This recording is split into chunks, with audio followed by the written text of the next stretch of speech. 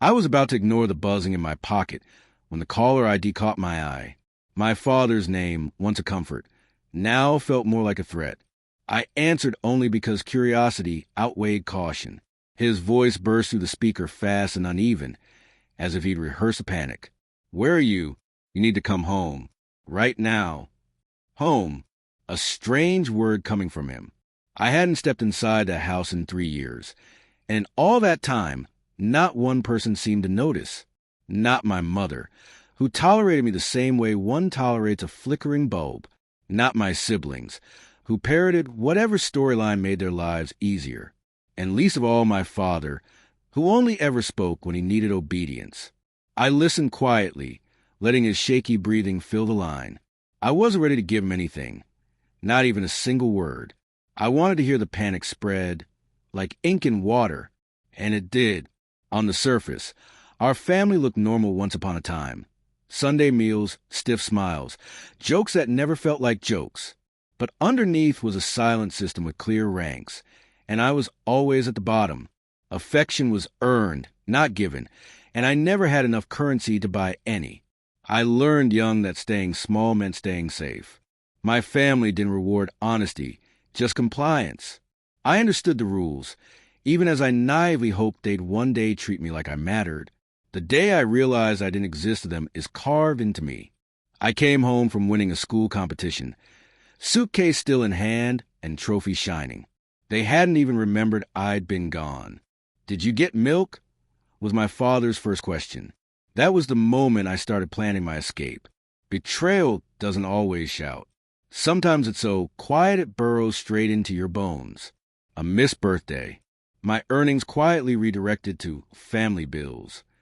Conversations that flowed around me like I wasn't even there. Then came the blow that broke everything open. A bank notice for an account I'd never opened. Debt under my name, signed with a version of my father's handwriting sloppy enough to be insulting. I stared at the screen, cold and steady. I wasn't shocked, just awake. I didn't confront him. Emotions were wasted on people who used them for leverage. Instead, I tracked every detail. Fake signatures, dates, statements, call logs. I spoke to lawyers, then to another, just to confirm what I already knew. He'd tied his finances to my identity, like a lifeline he never meant to repay. So I let him keep digging. Let him think I was clueless, soft, absent but convenient. While he dug himself deeper, I built my exit quietly. One early morning, before the sun even touched the street, I loaded my car, wiped every trace of my address, and disappeared. They didn't call. Not once. Not until today. I didn't leave for revenge. I left for oxygen. But I still did what I had to. Froze accounts, reported the fraud, set up alerts, filed my case. When the bank reviewed it, they found exactly what I documented, a perfect trail leading back to him. I said nothing. Silence is slow justice. And the longer he pretended nothing was wrong, the worse it got. Fees stacking, accounts locked, the image he worshipped beginning to fracture. Now here he was, begging without admitting that's what he was doing. "Answer me," he barked. "You need to come home and fix this. They're saying I committed fraud. Tell them it was a misunderstanding. Say it was yours."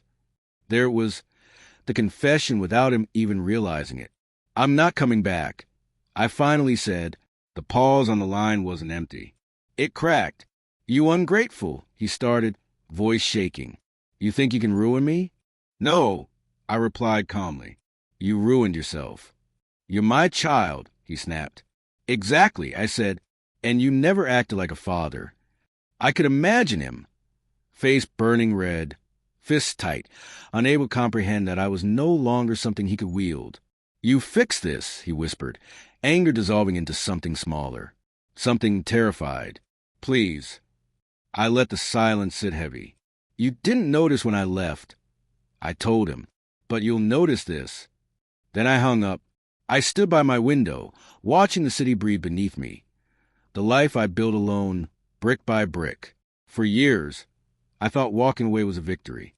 But I'd been wrong. Being forgotten had been the wound. Being needed became the weapon. Being untouchable, that was a revenge. My father spent years pretending I didn't matter. Now every consequence he faced carried the shape of my silence, and for the first time, I felt whole.